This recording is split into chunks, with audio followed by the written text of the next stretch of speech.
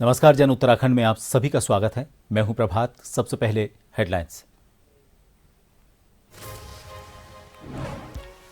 निकाय चुनाव का प्रचार प्रसार जारी। सीएम धामी पहुंचे टेहरी और कोटद्वार। बीजेपी प्रत्याशी के समर्थन में की जनसभा। हरिद्वार में किया सीएम ने रोड शो।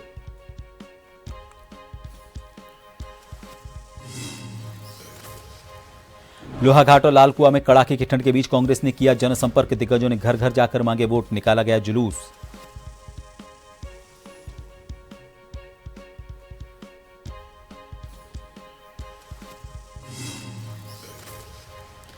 उधम सिंह नगर के खटीमा में 12,000 किलो लहसुन पकड़ा। भारत सरकार ने लहसुन पर लगाया था प्रतिबंध। नेपाल के रास्ते लाया जा रहा था भारत।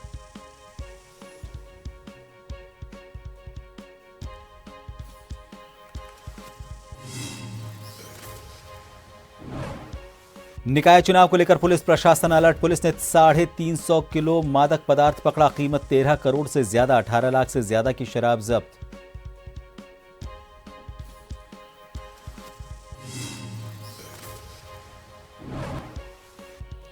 और उत्तराखंड में बारिश से बढ़ी ठंड। पहाड़ों में बर्फबारी का दौर शुरू। मैदानी इलाकों में शीतलहर बढ़ाई की परेशानी। पर्वतीय इलाकों में पड़ सकता है पाला।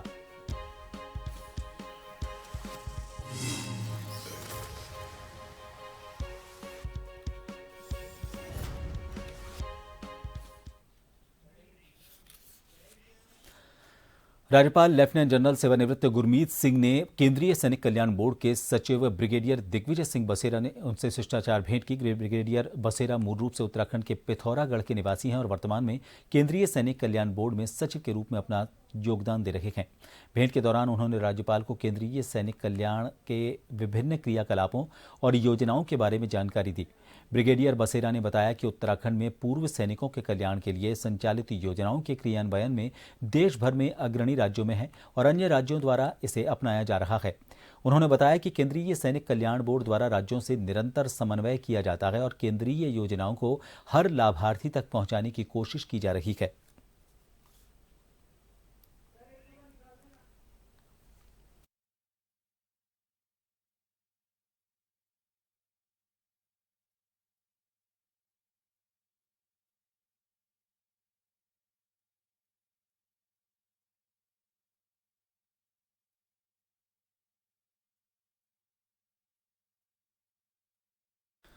और बात देवभूमि में चल रहे निकाय के दंगल की।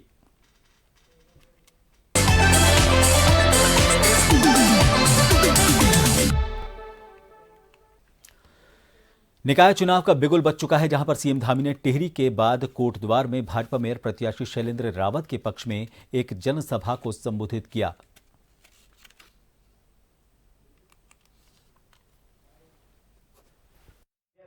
यहाँ की चुनौतियां हों, यहाँ की समस्याएं हों और यहाँ विकास के कौन से काम होने हैं, उन सभी को जानते हैं और उन्होंने समर्पित भाव से हमेशा काम किया है। इसलिए मैं आप सभी से आह्वान करने आया हूं कि 23 जनवरी को आपने इस बार रिकॉर्ड तोड़ तरीके से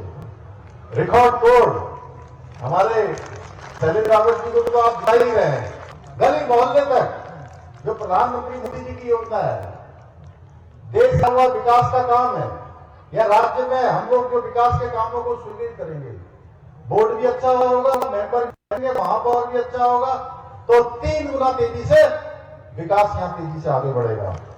ट्रिपल इंजन भी बनाकर इस क्षेत्र को 3 गुना विकास की गति देने का काम करना है। हम सभी लोग जानते हैं कि हमारे आदरणीय प्रधानमंत्री मोदी जी के नेतृत्व में आज देश के अंदर सांस्कृतिक विरासत को, उसके संरक्षण की, संवर्धन की दिशा में आज तेजी से काम हो रहा है हर क्षेत्र में। वहीं दूसरी ओर 2047 तक भारत को विकसित भारत का संकल्प लेकर ठोस तरीके से देश को आगे बढ़ाने का काम आदरणीय प्रधानमंत्री मोदी जी। चुनाव को लेकर पार्टी लगातार प्रचार प्रसार में जुटी हुई है। यहां पर सीएम धामी ने टिहरी में भाजपा प्रत्याशी मस्ता सिंह नेगी के समर्थन में जनसभा की।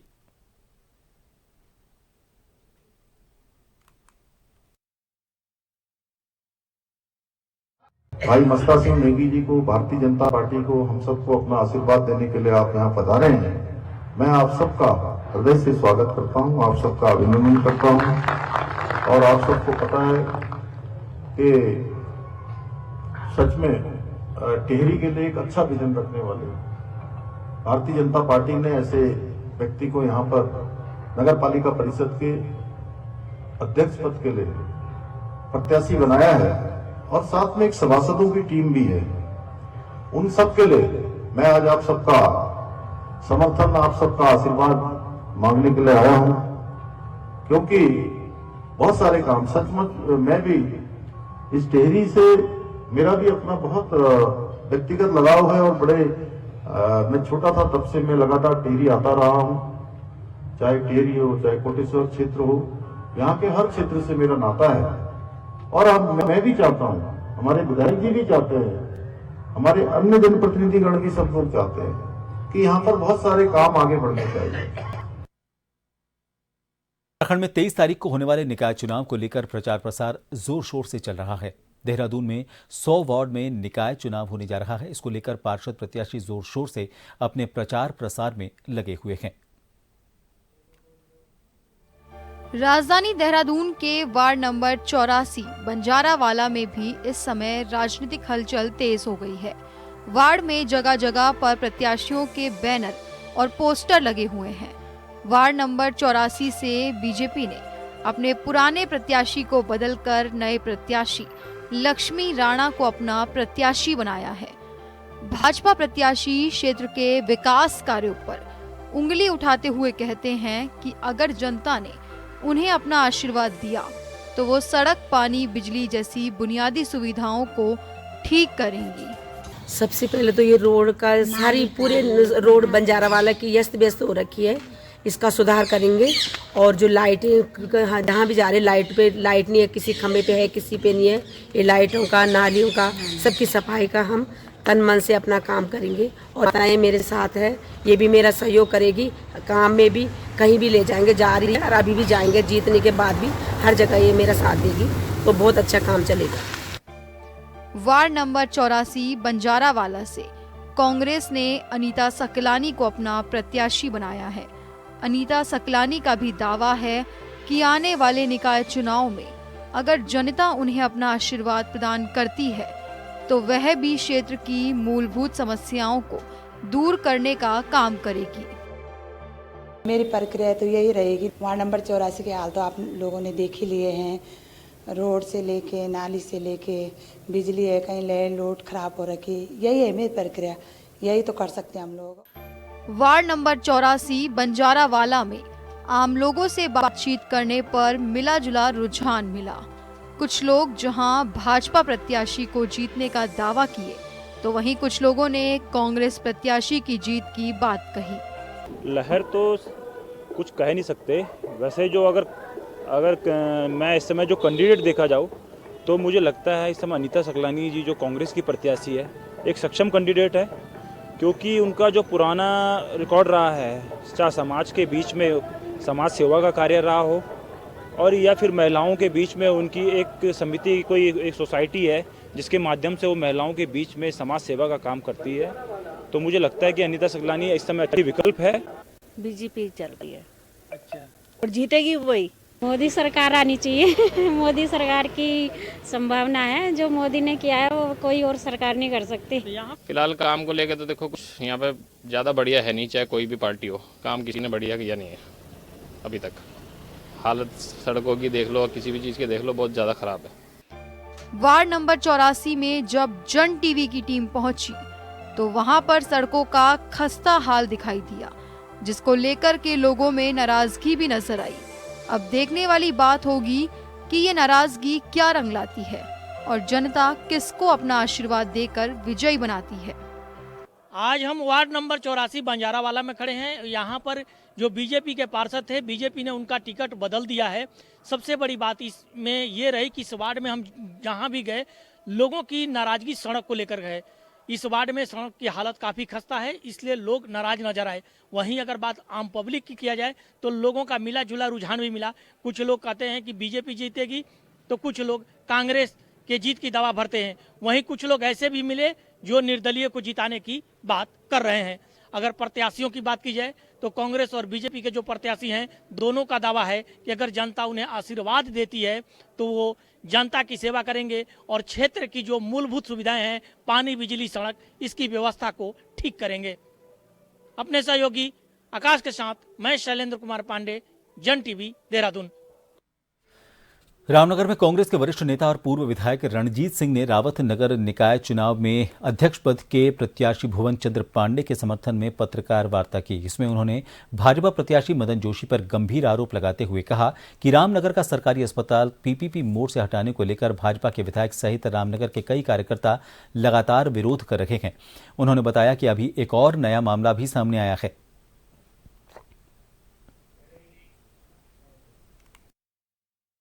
पार्टी के नई तैयारी यह है कि एक भाजपा नेता, उनकी पत्नी के और उनके कुछ मित्रों के नाम से और अस्पताल के वर्तमान संचालकों के कुछ लोगों के नाम से एक एनजीओ रजिस्टर्ड की गई है, जिसके नाम से अस्पताल को लंबी लीज पर देने की तैयारी की जा रही है। जो आप लोग अगर सतर्क नहीं रहे तो उससे फिर जो है लीज पर दे दिया जाएगा।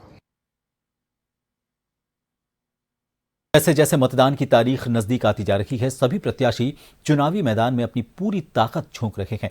आज डोईवाला में कांग्रेस के जिला प्रभारी प्रकाश जोशी ने स्थानीय निकाय चुनाव को लेकर कांग्रेस प्रत्याशी सागर मनवाल के पक्ष में एक पत्रकार वार्ता की। इस दौरान पत्रकारों को संबोधित करते हुए कांग्रेस प्रभारी प्रकाश जोशी ने बताया कि सागर मनवाल ने पिछले 5 साल में नगर पालिका अध्यक्ष प्रतिनिधि के तौर पर काम किया है और अब वो चुनाव मैदान में खुद हैं। हम अपने पिछले कार्यकाल में किए गए विकास कार्य को लेकर जनता के बीच हैं, तो वहीं भाजपा जनता को झूठे प्रलोभन देकर बहकाने का काम कर रही है।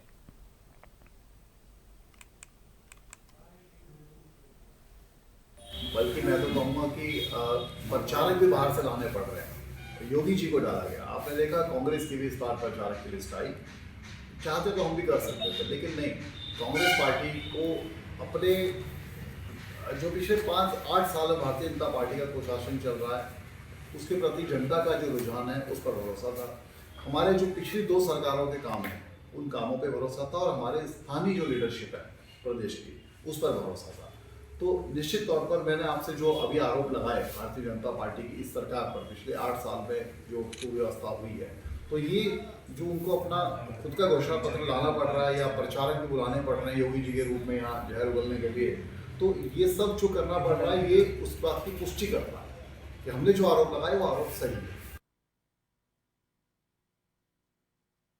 बाड़ाहाट नगरपालिका चुनाव में भाजपा ने अपने घोषणा पत्र में नगर की प्रमुख समस्याओं के समाधान के लिए 37 योजनाओं का उल्लेख किया। इनमें नाली का निर्माण, कूड़े की समस्या, सीवर लाइन, लक्ष्मेश्वर में आस्था पथ और कालेश्वर मार्ग में जलभराव की समस्या का समाधान शामिल है। इसके अलावा भाजपा ने नगर के विकास के लिए कई अन्य योजनाओं का भी वादा किया, जिससे नगर की समग्र स्थिति में सुधार हो सके। देखिए, जिस प्रकार से हमें जो है अपार जन समर्थन जो है यहाँ पे 11 के 11 वार्डों में जो है यहाँ की जनता का, देवतुल्य कार्यकर्ताओं का, देवतुल्य जनता का और आशीर्वाद हमें भारतीय जनता पार्टी को मिल रहा है, उसको देख के मुझे लगता है अब सुनिश्चित हो गया है कि भारतीय जनता पार्टी यहाँ पर जो है भारी बहुमत से, भारी अंतर से इस जीत को जीतने जा रही है। मैं भी जनता से निवेदन और अनुरोध करना चाहूंगा कि वास्तव में अगर इस उत्तरकाशी को अच्छा बनाना चाहते हैं, उत्तरकाशी को धार्मिक नगरी बनाना चाहते हैं, हमारे उत्तरकाशी जिसियाड़ा में जल भराव की स्थिति है, कूड़े की स्थिति है, आस्था पथ की स्थिति है, लगातार हम इसके लिए सरकार से और माननीय मुख्यमंत्री से लगातार प्रयासरत हैं और हम चाहते हैं कि नगर पालिका अध्यक्ष जो हमारे प्रत्याशी है इस समय भाई किशोर भट्ट जी, अगर आप सबका समर्थन उनको मिलता है, उत्तरकाशी शहर जो बाड़ा शहर है, जो देश विदेश का जहाँ पर तीर्थाटन पर्यटन आता है, इससे इसकी नई तस्वीर बदलेगी। इस उत्तरकाशी नगर को कैसे हम एक मॉडल सिटी के रूप में हम बनाए, जैसे कि हमारा विजन चल रहा है कि अन्य बड़े शहरों में, नगर निगमों में स्मार्ट सिटी बनाई जा रही, उसी तर्ज पे हम चाहते हैं कि इस उत्तरकाशी, क्योंकि ये गंगोत्री के पड़ाव का पहला शहर हमारा है, काशी विश्वनाथ की नगरी है, माँ गंगा का मायका है और इस नगर पालिका को हम स्मार्ट सिटी को बनाना चाहेंगे। और इस समय निश्चित तौर पर मैं जहाँ जहाँ वार्डों में जा रहा हूँ, भारी संख्या में लोगों का जो रुझान भारतीय जनता पार्टी के को अपना आशीर्वाद देने का है। मंगलौर कस्बे में आगामी नगरपालिका चुनाव को देखते हुए चुनाव के दौरान कानून एवं शांति व्यवस्था बनाए रखने के लिए पुलिस ने फ्लैग मार्च निकाला। एसपी देहात शेखर चंद्र सोयाल के नेतृत्व में पुलिस के जवानों द्वारा मुख्य बाजार से लेकर कस्बे के हर जगह पर फ्लैग मार्च किया गया। फ्लैग मार्च के दौरान मतदाताओं से अपील की गई कि कस्बे में मतदान को लेकर शांति और कानून व्यवस्था बनाए रखें।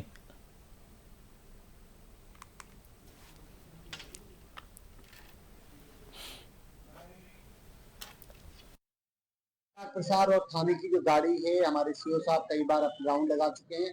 उन सब के माध्यम से ये होता है कि लोग अपने शस्त्र जमा करें, अफवाहों पे ध्यान न दें। अगर किसी प्रकार की कोई अफवाह या गैर कानूनी कृत्य होता है तो पुलिस को संज्ञान में उसको लाया जाए। में 23 जनवरी को प्रदेश के 100 निकायों में मतदान होना है और इसको लेकर राज्य निर्वाचन आयोग अपनी तैयारी को अमली जामा पहनाने में जुटा है। राज्य निर्वाचन आयुक्त तो सुशील कुमार ने बताया कि प्रदेश के सभी जिलाधिकारियों के साथ इसको लेकर राज्य निर्वाचन आयोग की ओर से बैठक कर निर्देश दिए जा रहे हैं। मतदान की प्रक्रिया को सुचारू करने से लेकर मतदान स्थल तक मतदान कर्मियों के पहुंचने और वहां से मतपेटियों को लाने ले जाने तक हर स्तर पर सभी व्यवस्थाओं को सुचारू किया जा रहा है। उन्होंने बताया कि निकाय चुनाव के दौरान नोडल अधिकारी से लेकर अन्य कर्मचारियों की संख्या 25,000 है। इसके अलावा सुरक्षा व्यवस्था से संबंधित 18,000 कर्मचारियों को चुनाव में ड्यूटी दी जा रही है।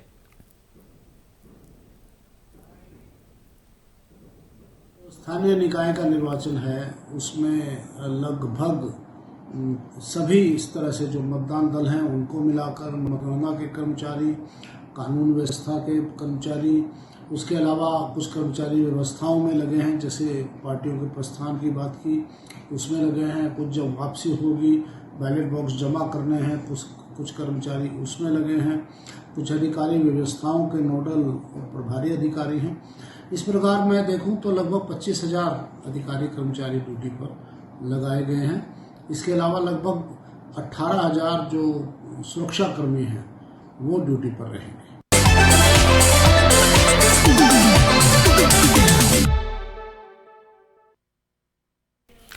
रुड़की कोतवाली गंगनहर क्षेत्र के जगन्नाथ हॉस्पिटल में मानकपुर आदमपुर के दर्जनों ग्रामीणों ने चिकित्सक पर उपचार में लापरवाही का आरोप लगाया। पीड़ित सोनू कुमार ने बताया कि उसका एक्सीडेंट हो गया था में उसको रुड़की के एक हॉस्पिटल में भर्ती करवाया गया था। 1 महीने तक हॉस्पिटल में उपचार हुआ। उसके बाद चिकित्सकों ने उसको किसी दूसरे अस्पताल के लिए रेफर कर दिया। पीड़ित ने आरोप लगाते हुए बताया कि एम्स में उपचार के दौरान उसका एक पैर लगभग 10 दिन पहले गलत उपचार होने के कारण काट दिया गया। डॉक्टर का कहना था कि समय से उसका इलाज सही होता तो पैर काटने की नौबत नहीं आती।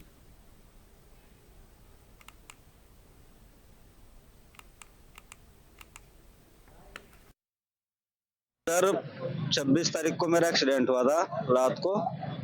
मुझे 26 तारीख में यहाँ भर्ती कर दिया था डॉक्टर के जगन्नाथ हॉस्पिटल में चौमंडी में। तो इन्होंने मतलब अगले दिन मेरा ऑपरेशन कर दिया है। ऑपरेशन करने के बाद में इन्होंने मेरे को बोला कि आपकी 30 दिन पट्टी होगी, 30 दिन पट्टी होगी। मैं किराए से करके आता था कार वगैरह भी, तो मैं मानकपुर आदमपुर का रहने वाला हूँ। तो इन्होंने 30 दिन पट्टी करते रहे। पट्टी करने के बाद में बोलते रहे कि आपका पैर ठीक हो जाएगा, 15 दिन में ठीक कर दूंगा। मेरा पैर में पूरा जख्म बनता चलेगा, इतना जख्म बन गया कि बस बनता चलेगा। इन्होंने पूरा 1 महीने बाद में बोला कि आप कहीं और दिखा लो। कहीं और दिखाने के बाद में डॉक्टर ने बोल दिया कि आपका 10 दिन पहले भी लेगा, 15 दिन पहले भी लेगा, आपका पैर बच जाता। डॉक्टर की गलती है पूरी। अगर यहाँ बीच में बोल देते कि आप चले जाओ कहीं और दिखा लो, तो अभी इन्होंने नहीं किया। पहले आगे फिर मुझे धमकी देके गए। आज ये 50 जन आगे फिर धमकी दे रहे हैं कि आप हमें 10 लाख रुपए दे दीजिए, 10 लाख रुपए दे दीजिए। इन्होंने झूठे बयान पेपर में छपवाए हैं कि मैंने इनसे पैसे मांगे, इस ऑपरेशन के 10 लाख रुपए मांगे, जबकि इन बातों में कोई भी सच्चाई नहीं है। ना मैंने इनसे पैसे मांगे इन सब चीजों के। बाकी मैंने आपको जो था बता दिया है। दिक्कत यह है कि अगर पेशेंट का इलाज हम अपने पास करें और ठीक ना हो तो भी हमारी गलती, और ठीक कुछ भी दिक्कत हो जाए तो भी हमने अपनी तरफ से जब तक कोशिश कर सकते थे जब तक करी। जब हमको लगता है कि ये आगे भेजने के लायक है पेशेंट, तो हम आगे भेजते हैं। हम आमतौर पे कोशिश करते हैं कि हम जितने भी मरीज हैं अपने आप ही ठीक करें, लेकिन हम नहीं कर सकते कुछ चीजें ठीक। अब इसकी टांग में कोई इन्फेक्शन है, कोई चीज है, तो उसकी भी जिम्मेदारी सब हमारी तो नहीं होती है ना डॉक्टर साहब की, कुछ इसकी भी होती है। तो हमने जब आगे भेजा उसको, तो आगे उसने कहाँ उसका इलाज कराया ये मुझे नहीं पता। अब जिस अस्पताल में इसने इलाज करवाया, ये सवाल तो उनसे भी पूछे जाने चाहिए ना कि वहां पे क्या हुआ, कैसे हुआ। मेरे पास से जब गया इसकी टांग में ऐसी कोई इतनी भयानक दिक्कत नहीं थी कि मैं बोलूं कि ऐसा कुछ होना चाहिए। तो रेफर करने का कारण क्या बना? रेफर कारण का ये था कि उसको प्लास्टिक सर्जन की जरूरत थी, इन्फेक्शन बढ़ रहा था जो मैं छोटी जगह पे नहीं संभाल सकता, तो मैं बड़ी जगह भेजूंगा। ये आम तौर पे हर डॉक्टर ये करता है, अगर कोई छोटी जगह पे कोई चीज नहीं संभाली जाती तो हम उसे बड़ी जगह भेज देते हैं। और कॉम्प्लिकेशंस थोड़ी बहुत कॉमन होते हैं, हर सर्जरी में कॉम्प्लिकेशंस होते हैं जिसका हम बता के ही ऑपरेशन करते हैं। खबर उधम सिंह नगर के खटीमा से है। यहां पर खटीमा क्षेत्र में नेपाल से भारत लाई जा रही 2 ट्रॉलियों में 12,000 किलो चाइनीज लहसुन को बनबसा से कस्टम विभाग ने पकड़ा। इसको खटीमा तहसील परिसर में लाकर नष्ट कर मिट्टी में जमींदोज किया गया। कस्टम अधिकारी बनबसा मुकेश साहू ने बताया कि ये लहसुन चाइना का है जो नेपाल के रास्ते भारत लाया जा रहा था। इसको गाजियाबाद कस्टम ने पकड़ा जिसमें 4 बीमारियां हैं। इसको प्लांट करने के द्वारा भारत में भी फैलने की संभावना बताई गई, जिसको लेकर साल 2025 में भारत सरकार ने प्रतिबंध लगाया था। इसके उपरांत भी लगातार नेपाल के रास्ते ये भारत लाया जा रहा है।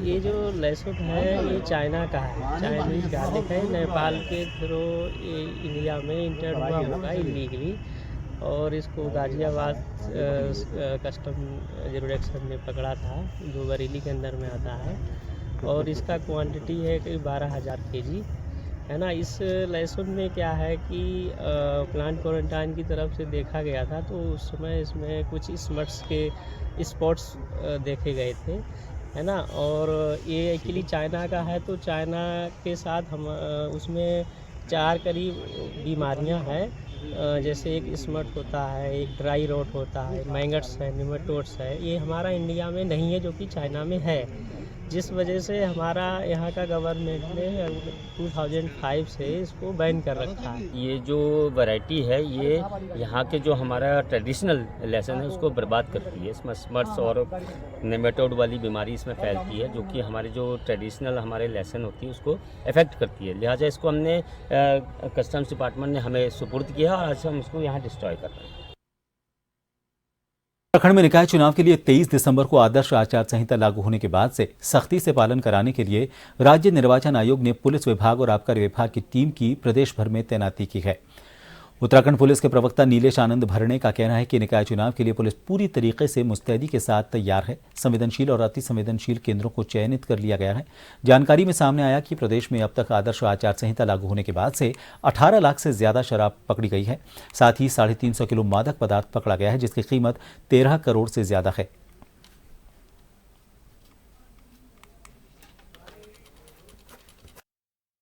23 तारीख को उत्तराखंड में जो है निकाय चुनाव है, लोकल बॉडी इलेक्शंस। इसके लिए पुलिस पूरी मुस्तैदी से जो है वो लगी हुई है। इसमें हमने संवेदनशील और अति संवेदनशील केंद्रों को जो है चिन्हित कर लिया है, और इन समस्त जो ऐसे संवेदनशील स्थान है इस पे जो है राजपत्रित अधिकारी लगातार भ्रमण कर रहे हैं।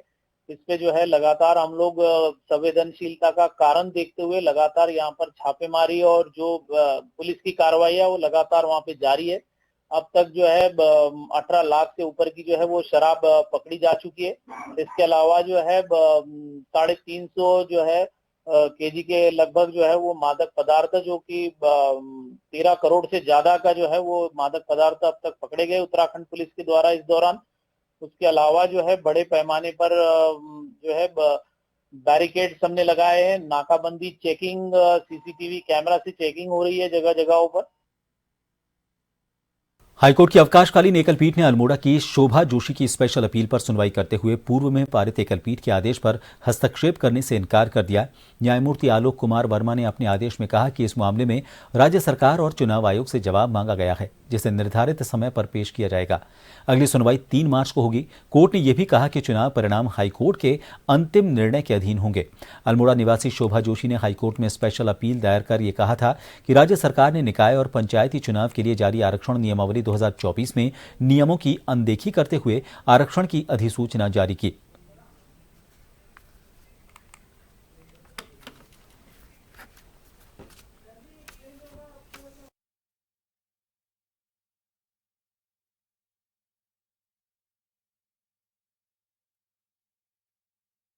खबर का रुख करेंगे दिल्ली से है। केंद्र सरकार ने बजट सत्र की तारीखों का ऐलान कर दिया है। आपको बता दें कि बजट सत्र को लेकर जो तारीख सामने आई है उसके मुताबिक 31 जनवरी से 13 फरवरी तक बजट सत्र चलेगा। 31 जनवरी को राष्ट्रपति का अभिभाषण होगा और 1 फरवरी को संसद में बजट पेश किया जाएगा।